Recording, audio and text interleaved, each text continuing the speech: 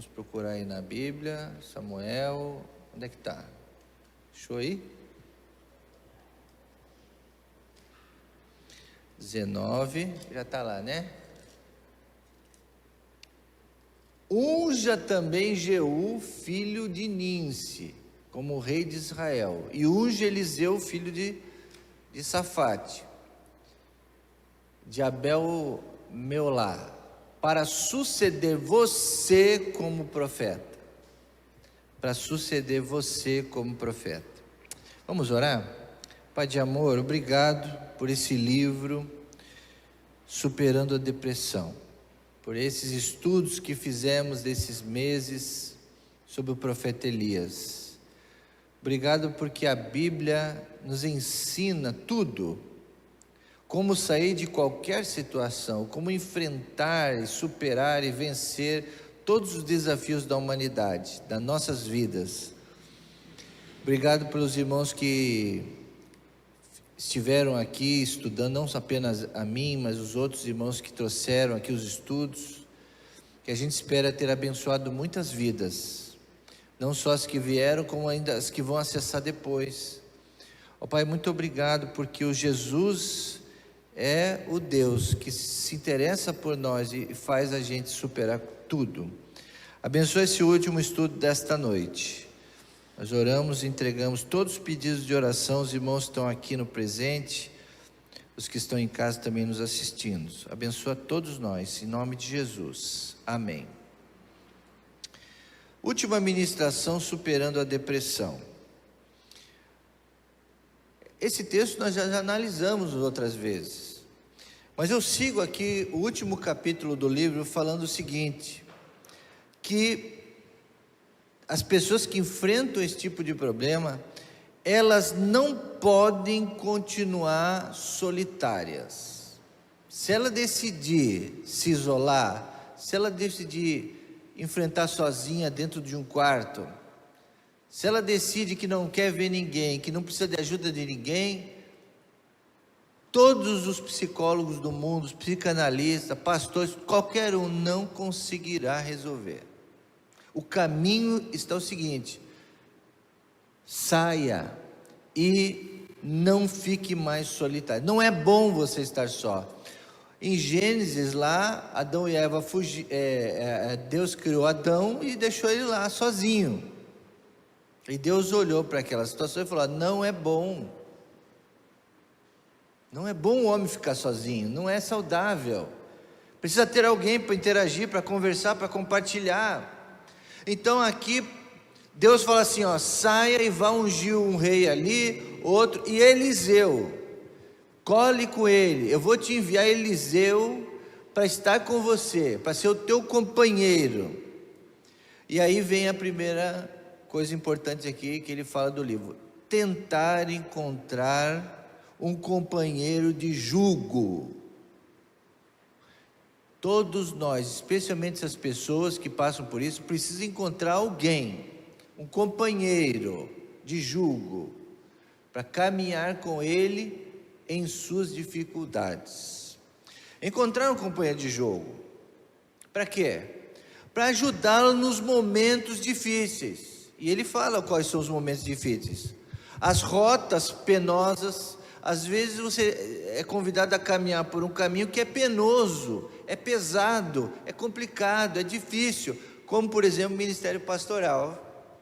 É um ministério penoso, custoso, que o cara tem que ter uma gama mais forte de paciência, de força, de fé, ele tem que ter, porque ele está lutando contra muitas coisas.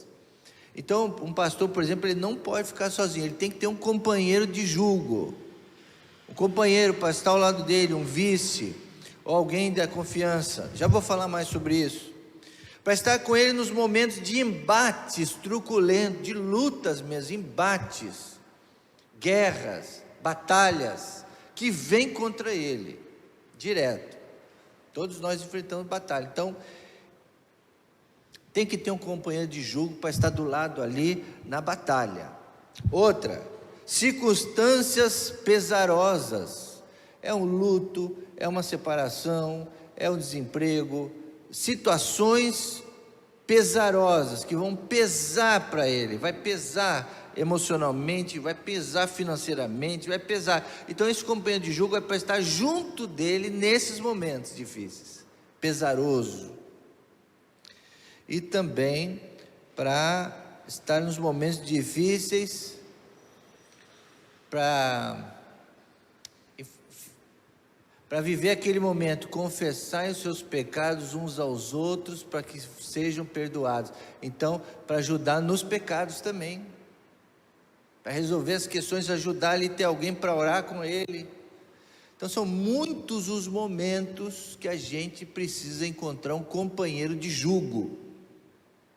É isso que Deus falou para Elias: Elias, olha, vai, unge o rei tal, unge fulano, unge ciclano e unge Eliseu. Eliseu vai ficar com você um tempo para ser esse companheiro de jugo. Ninguém sai da depressão solitário, isso já é fato, tá? Não sai. Não se pode trancar os sentimentos e deixá-los lá fechados a 7 chaves. Então o problema do depressivo é o seguinte: ele tem um sentimento lá dentro, ele está sofrendo, mas aí o que ele faz? Em vez de ele encontrar alguém para falar, para desabafar, não, ele fecha. Não pode. Então quem está com a porta fechada, os sentimentos, não vai conseguir. As pessoas que dizem assim: dos meus problemas cuido eu. Conhece as pessoas que falam assim? Não, você não precisa se envolver com isso. Dos meus problemas eu cuido eu. Então esse tipo de frase, esse pensamento tem que ser desconstruído, porque isso é um perigo para quem está indo no caminho da depressão. Já é um perigo isso aí. A gente tem que encontrar alguém para o seguinte: você quer me ajudar no meu problema? Então me ajuda. Encontrar alguém para compartilhar isso, porque você sozinho não consegue. Esse pensamento tem que ser desconstruído. John Donne escreveu o seguinte: nenhum homem é uma ilha. Nenhum homem é uma ilha. Nenhuma decisão é realmente uma decisão pessoal nossa. Aí eu vou resolver isso, eu vou decidir. Só que o que você decide não vai ser só a consequência com você, vai afetar todo mundo. Nenhuma decisão que a gente toma é pessoal, ela vai afetar mais pessoas. Você acha que essa decisão, só você que vai receber ou os ônus ou os bônus? Só você que vai, se eu sofrer, eu que vou sofrer, se eu errar, eu que vou sofrer. Não, se você errar, não é só você que vai sofrer. Por quê? Porque ninguém é uma ilha. A gente está conectado, querendo ou não, a gente está conectado. Então por isso que ele diz essas sábias palavras: nenhum homem é uma ilha. Tudo que a gente faz tem consequências com todo mundo. Um sorriso, uma cara fechada, um aperto de mão, um empurrão, o que acontecer que você fizer vai ter consequências nos outros, né? Quando você tira foto, vamos reunir os amigos aí para tirar foto, aí tem um mal-humorado ali, estragou a foto. Ou tem alguém ali que piscou, aí tem que tirar outra foto. Ou tem alguém que está olhando para o lado, estragou a foto. Não é isso? Então ninguém é uma ilha. Então tudo afeta, todo mundo está junto. Então por isso que Deus falou. Existem 3 círculos dos nossos relacionamentos. Ele diz que todo mundo tem 3 círculos. O primeiro círculo mais largo é o dos conhecidos. A gente conhece muita gente, a gente fala com muita gente, a gente revê uma vez por semana, 2, muita gente, os mesmos. Então os conhecidos, a gente conhece pessoas.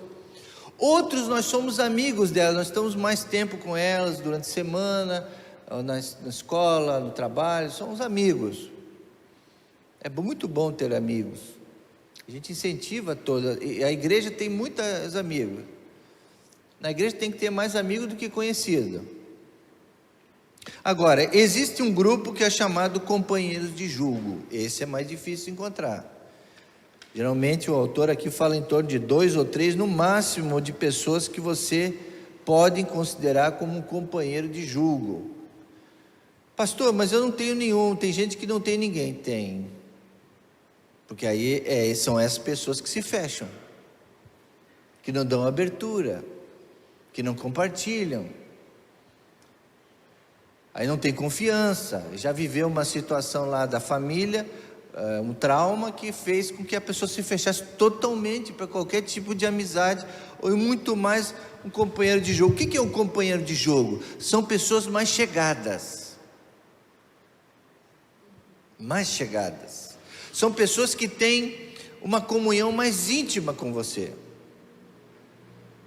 Que você pode falar, que você pode visitar. Geralmente é para ser a família, né? A família é o primeiro lugar onde você vai encontrar pessoas que são companheiros de julgo. A esposa, o marido, o pai, a mãe, alguns irmãos, não todos, né? Mas alguns são mais chegados do que outros. Irmãos de sangue. Pessoas que temos comunhão íntima. Pessoas com qual a gente se identifica. Por exemplo, eu tenho 4 irmãos. Mas um que eu me identifico mais, porque é crente, é mais parecido comigo, tem os mesmos pensamentos. O outro é totalmente diferente. Então, entre procurar um ou outro, quem que eu vou procurar? Esse que eu me identifico mais. Esse que é mais parecido comigo, né? Cumplicidade, você sabe que a pessoa não vai tagarelar, que ela vai te entender, ela vai estar com você. E aí você vai vendo como é difícil encontrar pessoas assim. O que é um companheiro de julgo? São pessoas que repartimos a vida, os nossos sentimentos, nossas inseguranças, nossas tensões, nossos sonhos mais secretos. Eu fiquei fazendo um teste para saber se a minha esposa, a Priscila, seria essa pessoa. Que é a pessoa que a gente faz, compartilha os nossos. Aí eu fiz um teste, falei, isso aqui eu faço muito, isso aqui eu faço de vez em quando, isso aqui eu não faço. Tá interessante esse teste, né? Essa relação aqui que eu falei aqui toda, para saber se essa pessoa realmente é uma companheira de julgo, ou um companheiro de julgo. E aí eu fiquei pensando como que é difícil você achar hoje em dia isso. Como que esse tipo de coisa vale ouro. E ele vai ajudar nos momentos mais difíceis que eu falei aqui. Bom, mas Deus fala para ali o seguinte: sai da caverna. Então, se você tem esse pensamento fechado, saia dessa caverna que é a tua vida e comece a compartilhar, tentar encontrar amigos e companheiros de julgo. Procure.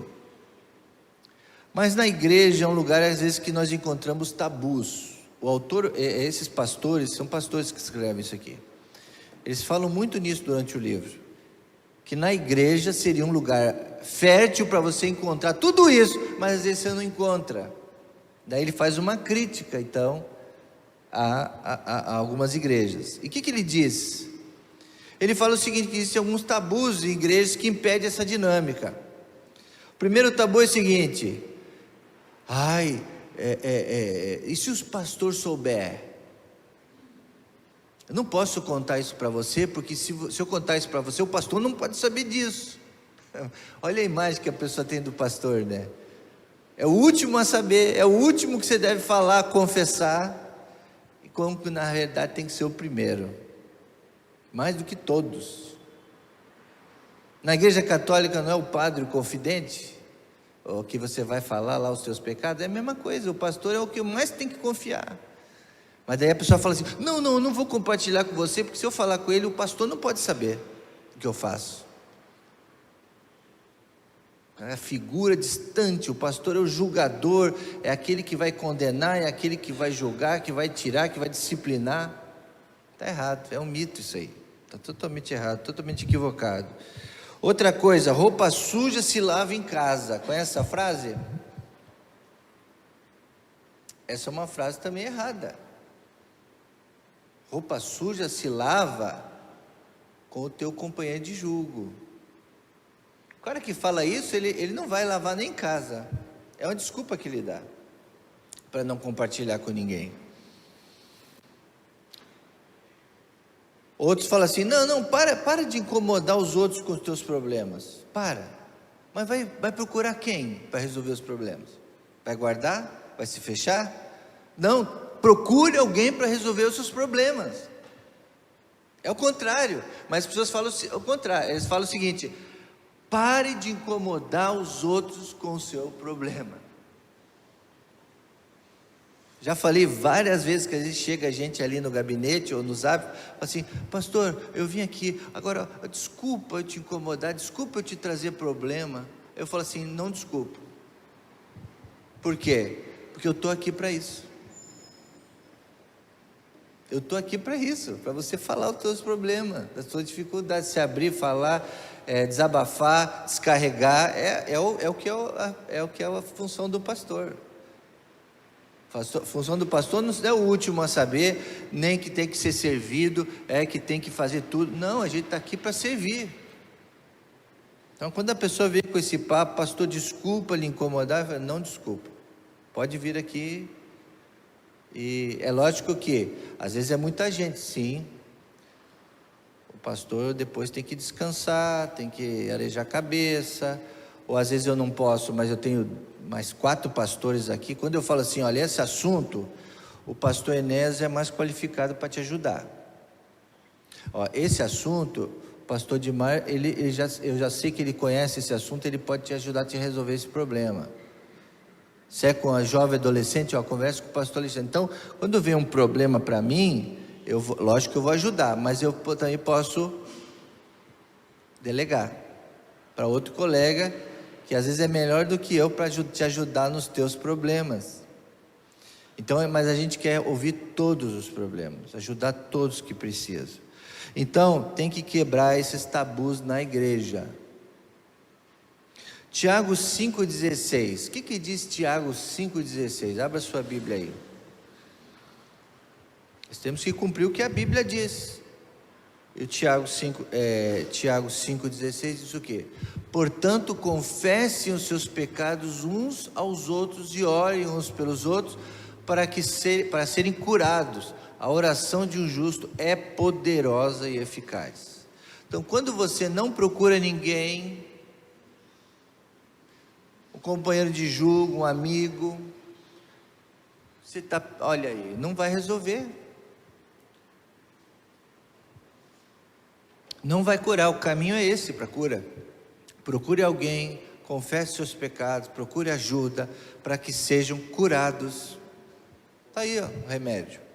Foi isso que Deus pediu para Elias: Elias, sai dessa caverna, vai lá procurar Eliseu, fala tudo com ele, desabafa com ele, estejam juntos vocês dois. A confissão vem do grego homologia. Vamos dividir essa palavra homologia no meio, para a gente entender o significado da palavra confissão. Então, homo quer dizer igual, semelhante. Homo.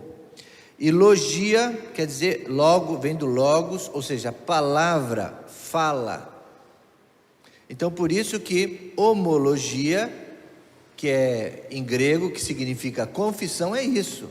É você estar com alguém igual a você, falando um com o outro, confessando um ao outro. Tá? Precisamos encontrar amigos e falar tudo o que sentimos de uma forma desnuda. Difícil, né? Chegar para alguém e falar realmente aquilo que você passa, e às vezes são coisas vergonhosas, são com erros. A gente não quer confessar que erramos, nós somos superiores, nós somos perfeitos, nós somos líderes, enfim, somos inteligentes e tudo. É duro a gente confessar quando erra, mas esse camarada, ele confessa, ele fala exatamente o problema: eu errei, eu fiz isso ou aquilo, ou enfim, ele conta a história, desnuda tudo, exatamente como é o sentimento. Geralmente o psicólogo, ele fala assim: o que você está sentindo? Quando você fala a palavra mãe, o que você sente? O psicólogo, ele tem umas capacidades que ele sabe direitinho as palavras-chave. Então ele fala assim: ao pronunciar essa frase, o que você sente? Aí você tem que falar o que você sente. Agora, se você não fala, não tem como resolver. Então é importante você encontrar pessoas que você possa externar esse sentimento, como ele é. Vamos ver 2 textos da palavra? Provérbios 17:17. Nós estamos quase terminando, tá, irmãos? Provérbios 17:17. É um estudo muito rico esse aqui. O amigo ama em todos os momentos, mas na adversidade nasce um irmão. Então, existe o amor envolvido. Então, quando existe o amor envolvido, você não tem medo, você fala, porque ali é que vai nascer uma amizade, um companheirismo. E Eclesiastes 4:9. Eclesiastes 4:9. É melhor serem 2 do que 1, porque maior é a recompensa do trabalho de 2 pessoas. Está aí, relacionamento, amizade, companheirismo, estando juntos. Ter amigos é imprescindível na nossa vida. Amizades saudáveis podem produzir saúde mental, saúde social e saúde biológica. Todos precisam de sociabilidade. Pastor, você pode dizer, pastor, mas é difícil encontrar amigos assim. Não tem, pastor. Não tem. Mas eu estou aqui para falar para vocês que tem. Vamos ver, voltar para o livro de Reis, 1 Reis 19:18. Vamos ver o que diz na história do profeta Elias. O que acontece aí? 1 Reis 19:18. No entanto, reservei 7.000 em Israel, todos aqueles cujos joelhos não se dobraram diante de Baal, e todos aqueles cuja boca não o beijou. Então Deus relembrou para Elias: Elias, você não está sozinho, rapaz. Lá em Israel tem 7.000 iguais a você. Então você acha que você é só você? Não é só você, tem muita gente lá que não se dobrou a Baal, que não beijou a estátua. Então você tem que estar com eles, rapaz. Sai desse lugar aí, para que ficar depressivo? Tem gente igual a você que vai entender os teus problemas, que vive a mesma coisa que você vive e que está firme com o Senhor. Deus relembrou ele. Deus pede a Elias então para ele investir na sociabilidade. Você tem pares, Elias, pessoas do teu lado. A pares é do lado, afinidades. E na igreja nós temos, né, irmãos, o Senhor, nós temos a mesma Bíblia, o mesmo Deus, o mesmo Jesus, o mesmo Espírito Santo, somos membros da mesma igreja, temos o mesmo pastor, então tem muita afinidade. No momento que você aceita ser membro da igreja, se batizar, ser membro, você entra para uma série de gente iguais a você, iguais, pessoas que estão na mesma situação que você. Quando estamos tristes, depressivos, mergulhados em dilemas, temos a tendência de pensar que estamos sós. O pastor não liga para mim, não me visita, não me liga, os irmãos me ligam. Por que isso acontece? Porque às vezes a pessoa vem uma vez por mês, some, a gente esquece mesmo, porque não está aqui. É difícil. Depois vem um monte de reclamação, mas a pessoa ela se isola, ela que deixa de vir, ela que se exclui, não somos nós. A nossa igreja ainda consegue aí tentar ir atrás de todo mundo, mas sozinho não dá, não pode. Mas a pessoa acha que está só, e os seus problemas são mais graves, são maiores do que de todo mundo. Foi isso que Elias disse lá: só eu fiquei, Senhor. Todos se foram, só eu fiquei. Está vendo? Ele colocou a culpa em Deus, que ele ficou sozinho. E Deus falou para ele: você não está sozinho, tem 7.000 lá. Os grupos de apoio servem para mostrar exatamente isso. Geralmente os alcoólicos anônimos, os grupos de convivências, eles vão lá assim, e um começa a contar as histórias. Por que aquilo existe? Justamente para mostrar isso, os iguais, que o teu problema, outro vive, e às vezes o outro vive maior que o teu problema, e isso vai trazendo entendimento, cura, falando assim, realmente, olha, o dele é mais sério que o meu, aí já começa a ficar um pouquinho melhor. Existem outros mais graves que se reúnem para compartilhar e orar. Isso promove uma empatia, uma segurança. Por isso que esses grupos são muito importantes participar. Concluindo, irmãos, concluindo agora o livro.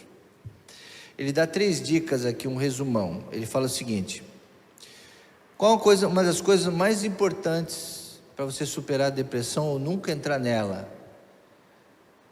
Ressignificar a vida, ou significar a sua vida. A vida ter um significado, ter um sentido, ter um propósito. A pessoa que não tem propósito nenhum, não tem sonhos, não tem metas, não sabe por que está aqui, está vivendo por viver, é um perigo.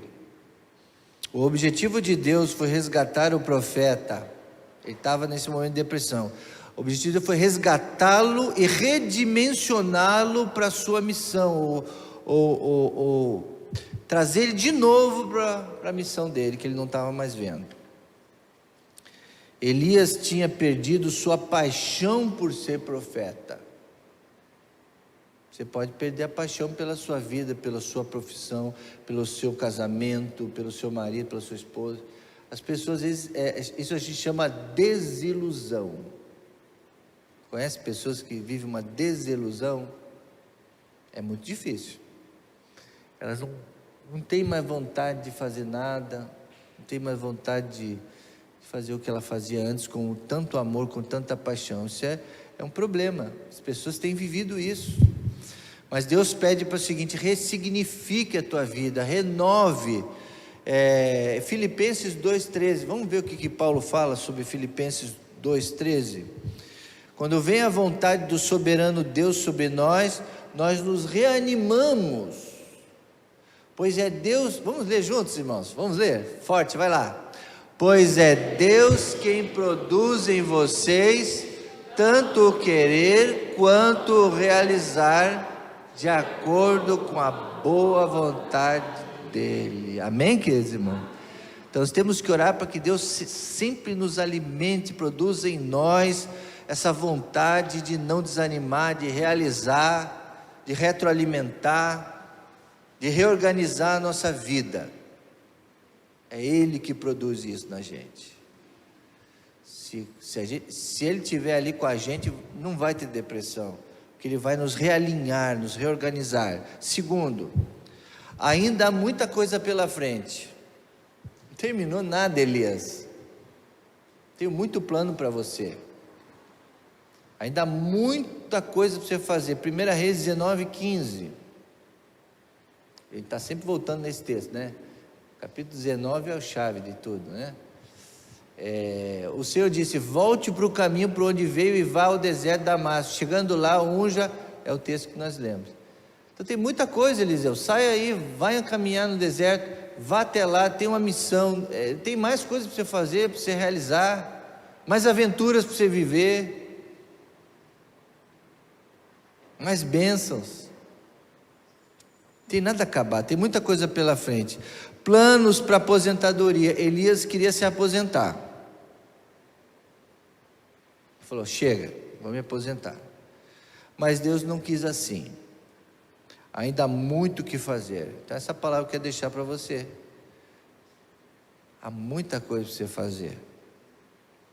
Sempre quando o irmão aí tem um livramento de um acidente, uma doença grave, é curado, ou sobrevive a uma grande cirurgia, eu olho para ele e falo assim: você é um milagre ambulante.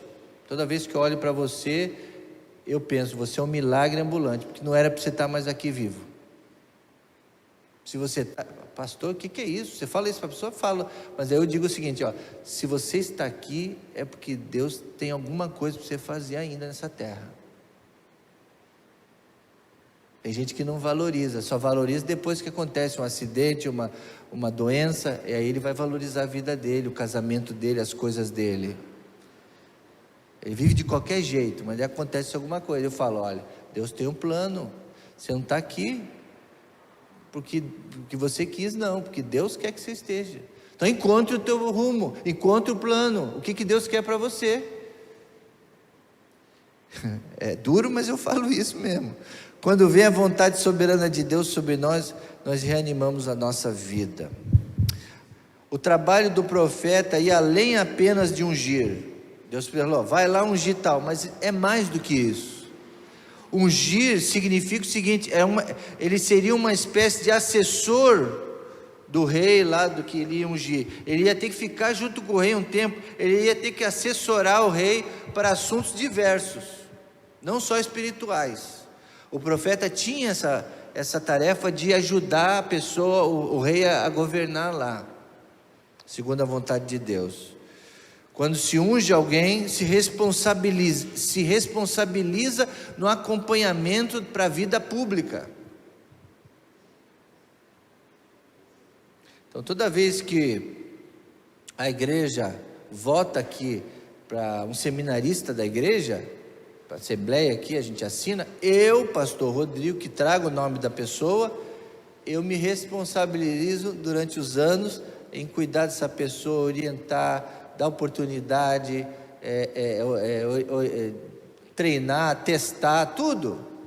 Eu tenho que caminhar junto dessa pessoa. Foi o que eu falei para o Kleber, ele quer ser consagrado, mas tem que caminharmos juntos aqui. O Maicon, o André, todos aí, eles querem ser pastor, eu quero ser pastor, mas então eu tenho que te ungir, eu tenho que caminhar junto com você, e você comigo aqui. É o compromisso do profeta. Hoje seria isso como um discipulador, um treinador, e o objetivo é deixar legados. Esse foi o objetivo. Terceiro, renascer para a vida. Vamos terminar lendo agora 1 Reis 19:19, para terminar agora, né? Aliás, tem mais um aqui, mas só vou citar. 1 Reis 19:19, ele escolheu retomar a vida. Então Elias aceitou. Elias saiu, foi encontrar Eliseu, filho de Safate. Ele estava arando as 12 parelhas de bois e conduzindo a 12ª parelha. Elias alcançou e lançou o seu manto sobre ele. Então Elias ouviu a voz de Deus, obedeceu, foi lá, correu atrás dos bois, achou Eliseu e jogou o manto nele. Então ele aceitou acompanhar Eliseu, fazer o trabalho de profeta. Ele escolheu retomar a vida, ele começou a ver a vida dele por uma outra ótica que ele não estava vendo. Ele conseguiu terminar a sua vida, a sua carreira, Elias, né? De uma forma enobrecida ou nobre. O que Deus fez com ele? Levou ele numa carruagem de fogo. Isso está em 2 Reis 2:11. É o final da história de Elias. Ele foi arrebatado numa carruagem de fogo. De repente, enquanto caminhava e conversava, apareceu uma carruagem de fogo puxada por cavalos de fogo que os separou, e Elias subiu aos céus como num redemoinho. Olha, nunca na história aconteceu isso, nenhum profeta, ninguém na Bíblia aconteceu isso aí. Incrível. Então ele concluiu a sua vida, a sua missão de vida dessa forma ali. E aí eu concluo aqui o nosso estudo com a seguinte frase, com a seguinte pergunta: qual é a sua missão da tua vida? Qual o sentido da tua vida? Qual é a motivação maior da tua vida? Então, durante toda a história de Elias, altos e baixos, depressão, crise, ele conseguiu pensar nessas coisas. Deus relembrou dele, o anjo veio, depois veio o Senhor, e falando isso: qual é a sua missão? Retorna para a tua missão. Qual é a tua motivação? Você tem sentido? A tua vida tem sentido? Vai, siga em frente, estarei com você todo momento. E ele termina então dessa forma. Deus coroou ele falando assim: você obedeceu, vai ficar registrado esse legado, você vai ser arrebatado. E foi. E Eliseu continuou fazendo trabalho de profeta. Mas essa é uma outra história. Que Deus a todos nos abençoe, amém, irmãos? Então, que maravilha que foi estudar esse livro, enfrentando e superando a depressão. Que Deus nos abençoe, amém, queridos?